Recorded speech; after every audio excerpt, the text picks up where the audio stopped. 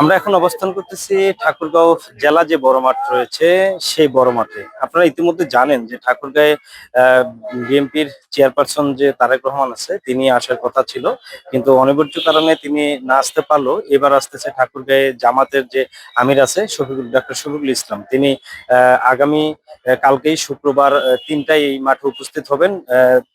তারই উপলক্ষে যে আপনারা দেখতেছেন যে এখানে স্টেজ এবং এখানে যে লোকের তাদের নেতাকর্মীদের যে সমাগম, সেই সমাগম কিন্তু উপস্থিতি লক্ষ্য করা যাচ্ছে এবং অনেকটাই তড়িঘড়ি করেই কিন্তু করা হচ্ছে এই আহ, এই স্টেজটি। কারণ হচ্ছে খুব অল্প সময় তারা সেই মেসেজটি পেয়েছে যে এখানে তাদের জামাতের আমির আসবে নির্বাচনী প্রচারণা উপলক্ষেই, এবং এখানকার যে নির্বাচনী যিনি পদপ্রার্থী আছে দেলাওয়ার হোসেন, তারই নির্বাচনী ধারাবাহিকতায় হচ্ছে তিনি এখানে আসবে এবং এখানে তিনি তার আগে পঞ্চগড়ে বিট করবেন সাংবাদিকদের সাথে, এবং তারপরে আপনার হচ্ছে এখানে বালিয়াডাঙ্গি, রানীশংকেল, হরিপুর এবং যেই ঠাকুরগাঁও যে জেলাগুলো আছে সেই জেলার সর্বস্তরের মানুষগণ এখানে আসবেন। সেরই ধারাবাহিকতা এখানে যে তাদের যে নেতাকর্মীগুলো আছে তাদের সেই উৎসব মুখর যে পরিবেশ, সেই উৎসব মুখর পরিবেশে তারা হচ্ছে এটিকে সাদরে গ্রহণ করবেন।